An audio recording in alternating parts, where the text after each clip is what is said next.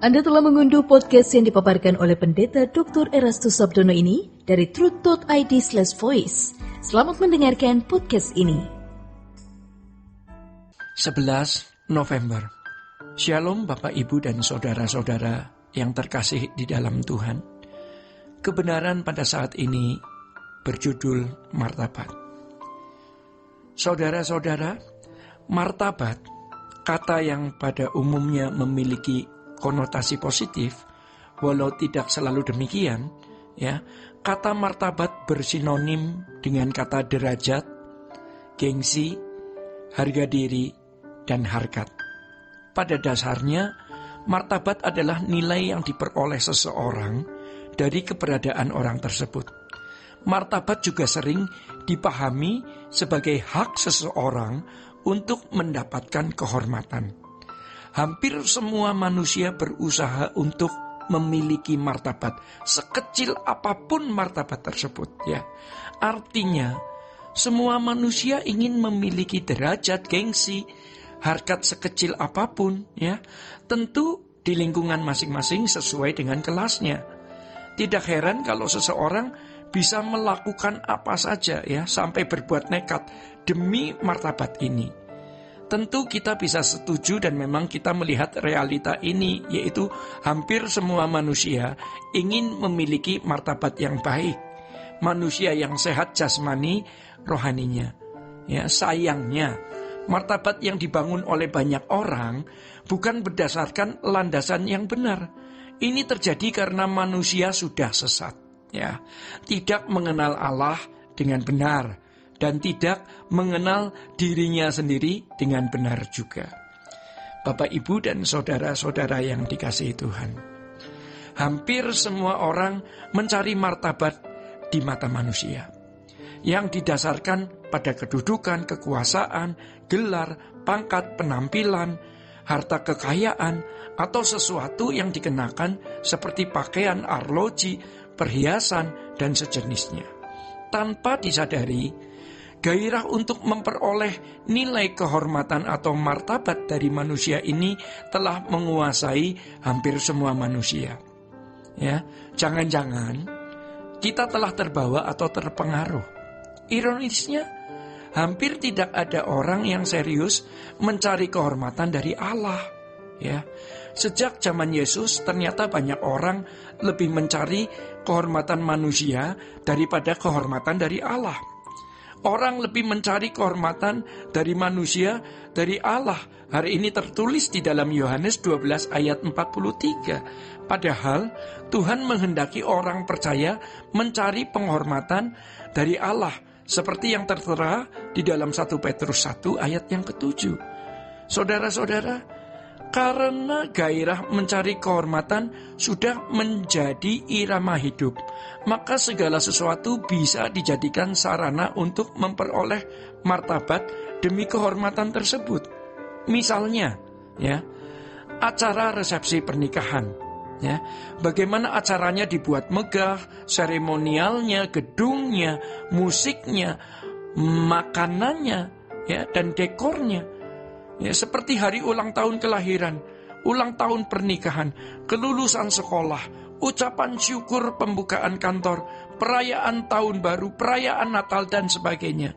Bisa diadakan demi memperoleh kehormatan dan menaikkan derajat atau martabat seseorang.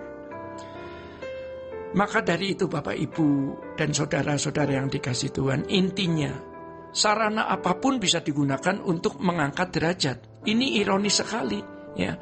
Kematian dari anggota keluarga pun sering dijadikan sarana untuk bisa memperoleh kehormatan demi menaikkan martabat dari manusia. Tidak salah sih kalau menaruh jenazah di ruangan besar dengan berbagai aksesoris, kalau memang tuan rumah atau keluarga memiliki porsi itu. Tidak keliru kalau menaruh jenazah di peti yang harganya mahal. jika memang kelas dan porsinya demikian.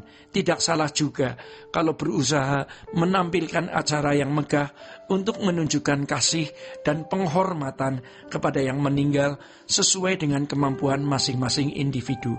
Tetapi menjadi salah, ya, kalau hal itu dilakukan untuk bisa membangun kehormatan demi martabat di mata manusia, demi mengangkat martabat. Namun kita sebagai orang yang hanya melihat, jangan menghakimi, lalu menilai secara sembarangan, ya. Jangan kita anggap itu selalu salah. Menjadi tidak salah kalau memang kelas dan porsinya, ya. Tetapi bagi si keluarga atau si pelaku yang menyelenggarakan itu, hati-hati. Jangan mencari kehormatan demi menaikkan martabat dengan hal itu, ya. Maka sikap hati kita harus benar. Jadi saudara-saudara, kalau kita pelakunya, kita harus memeriksa diri.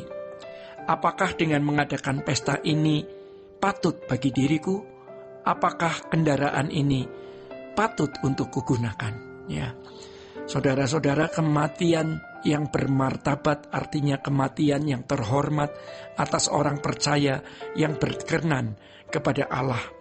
Ya, maksud dari terhormat di sini adalah terhormat di mata Allah.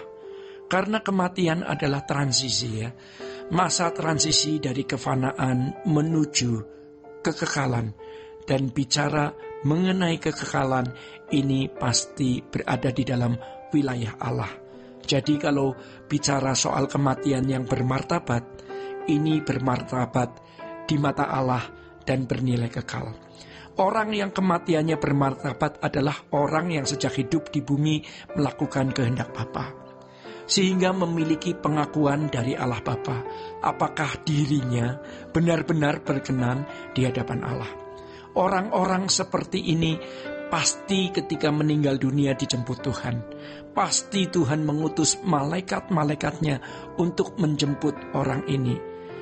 Contohnya terdapat di dalam Lazarus di dalam Lukas 16. Kematian orang di dalam Tuhan adalah kematian yang bermartabat, seperti yang ditulis di dalam Wahyu 14 ayat yang ke-13. Dan aku mendengar suara dari surga berkata, tuliskan, berbahagialah orang-orang yang mati dalam Tuhan sejak sekarang ini. Sungguh, kata Roh, supaya mereka boleh beristirahat dari jerih lelah mereka, karena segala perbuatan mereka menyertai mereka. Berbahagialah orang-orang mati yang mati dalam Tuhan. Ya, artinya orang-orang mati yang sudah melakukan kehendak Allah dan berkenan di hadapan Allah selama hidupnya. Saudara-saudara, jadi jangan kita mengartikan kalimat di dalam Tuhan ini sebagai sudah beragama Kristen dan mengaku Yesus sebagai Tuhan dan Juru Selamat.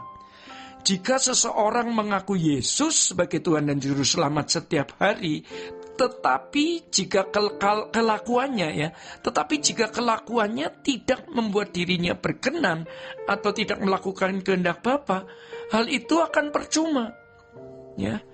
Seseorang yang beragama Kristen tapi tidak melakukan kehendak Allah atau tidak berkenan di hadapan Allah, belumlah bisa dikatakan di dalam Tuhan. Demikian kebenaran saat ini. Tuhan Yesus memberkati. Sola Gracia. Untuk berlangganan renungan harian dalam bentuk cetak, silakan hubungi Truth Literatur di nomor telepon 0878 7870 7000. Untuk mendapatkan CD khotbah, MP3 Renungan Truth, dan CD album lagu produksi Sola Gracia, Anda dapat menghubungi di hari dan jam kerja di nomor telepon 021 638 60953. Tuhan Yesus memberkati. Sola Gracia.